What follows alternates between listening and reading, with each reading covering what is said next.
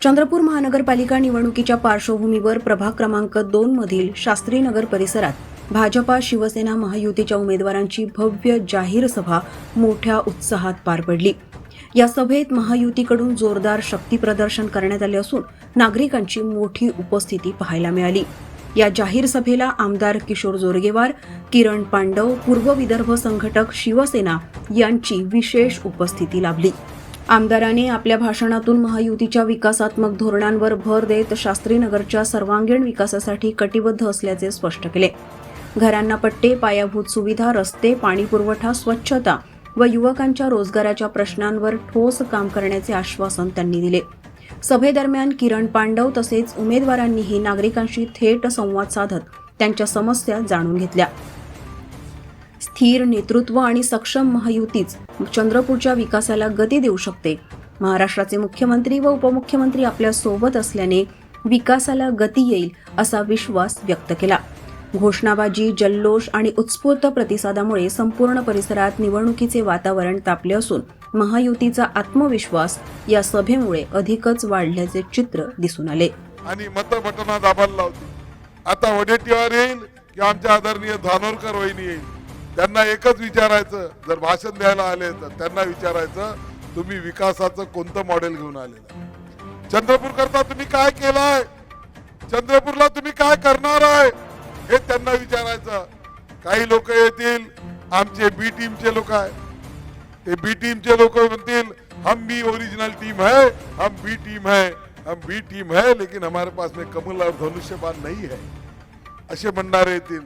त्यांना सांगायचं की या गावाचा आम्हाला विकास करायचा, विकासाची बस, विकासाची गाडी आम्हाला सुसाट न्यायची आहे, विकसित चंद्रपूर घडवायचा आहे। देवेंद्रजी फडणवीस यांचं जे स्वप्न आहे विकसित महाराष्ट्राचं, भाई नरेंद्र मोदी या देशाचे प्रधानमंत्री यांचं स्वप्न आहे की भारत ही जगातली महासत्ता करायची आहे। आणि ज्यांना तुम्ही आशीर्वाद दिला या टोपली विकणाऱ्या आईच्या किशोर जोरगेवारचं सुद्धा एवढंच म्हणणं आहे की चंद्रपूरची जनता सुखी समृद्धी व्हावी, सुखी राहावी, आनंदी राहावी।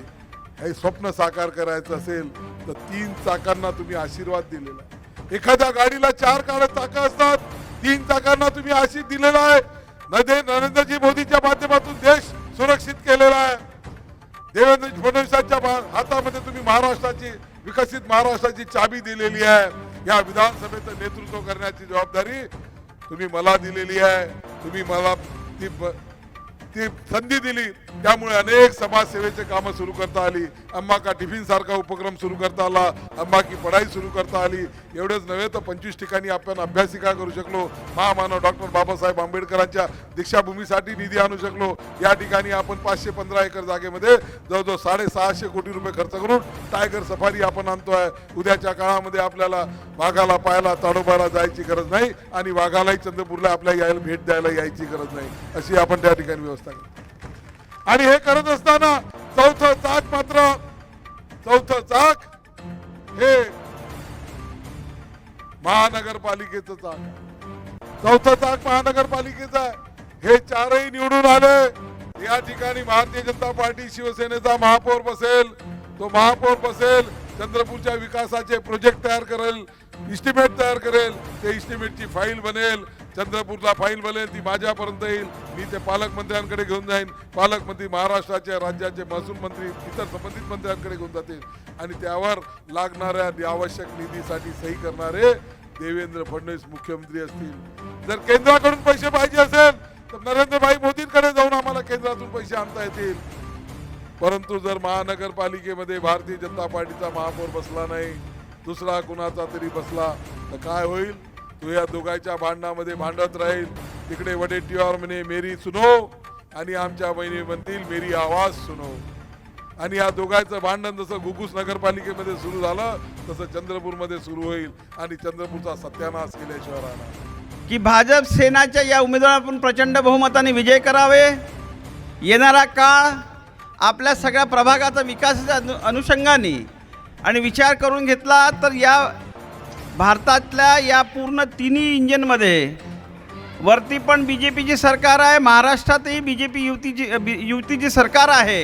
आणि अगर महानगरपालिकेला येणाऱ्या काळामध्ये अगर तुम्ही भाजप सेनाची अगर युतीच्या माध्यमातून महापौरकीची निवडणूक केली तर मला असं वाटतं या शहराचा आणि या वार्डाचा आणि आपल्या या प्रभागाचा विकास होऊ शकेल. मी एकनाथराव शिंदे साहेबांचं पूर्व विदर्भातलं काम सांभाळतो. आमच्याकडे पण नगर विकास खातं आहे.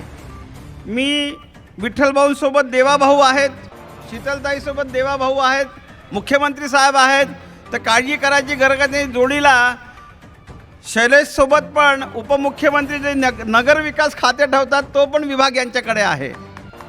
आणि नगर विकासच्या माध्यमातून शहराच्या विकासासाठी जितकी पण निधी लागतात ते निधी देण्याचं काम आमचे पक्षाचे प्रमुख उपमुख्यमंत्री एकनाथराव शिंदे साहेबांच्या हातात असतात. जेवढा अधिकार माननीय मुख्यमंत्री देवेंद्र फडणवीसच्या हातात आहे त्याच पद्धतीने विशिष्ट शहराच्या विकासाच्या संदर्भामध्ये आदरणीय एकनाथराव शिंदेच्या हातात आहे. मी तुम्हाला सगळ्या नगरसेवकांना विश्वास देतो की येणाऱ्या काळामध्ये कुठे पण निधीची कमतरता